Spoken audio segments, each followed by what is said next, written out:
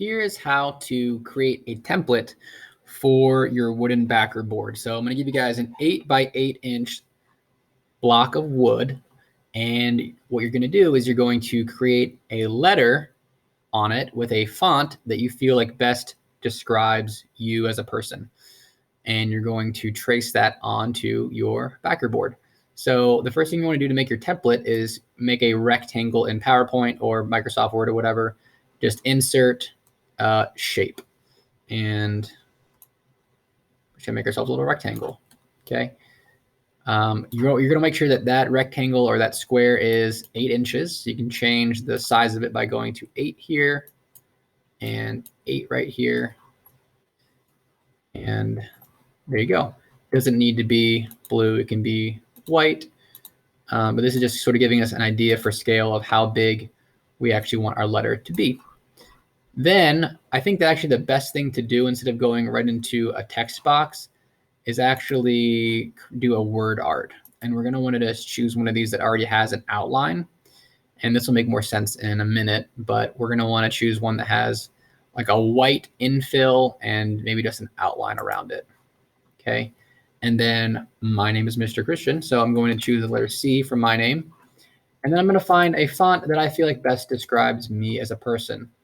And you can kind of scroll through, look for bold ones. Obviously, you can press this button right here to make it as big as possible.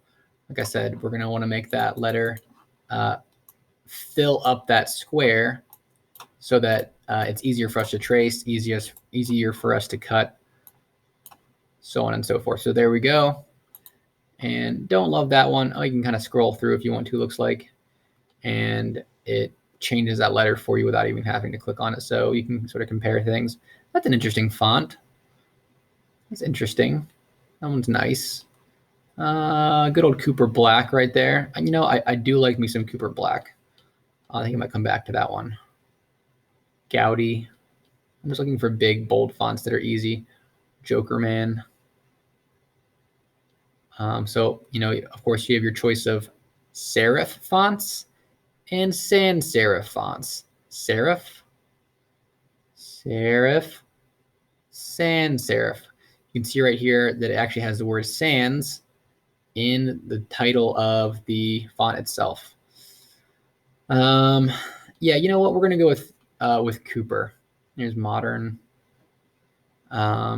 Mistral. If you use Mistral when you're designing something, you automatically get docked a letter grade.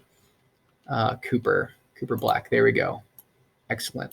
Simple, classic, nice curves, good lines. Big fan of the Cooper Black. And then, like I said, just up that font size until either the height or the width breaks out of the bounds of your 8-inch square. Boom. And if you can't quite get it, you just type in different numbers until you approximate the perfect size for that rectangle. That's about as big as it's going to get. Let's go 805. Yep, that looks pretty good. And you can leave the blue outline if you want. I'm going to see if maybe I can get a black outline on here, but that's pretty much it. So what you want to do at that point is save this document with your name on it, and then email it to me, and then I will print it out and have it ready for you to trace onto your backer board when I see you in person in class. And that is, that's pretty much it, right? I'll show you guys how to do that tracing process in person, and we'll go from there. All right, so there you go. That's how to make your letter template for our upcoming project.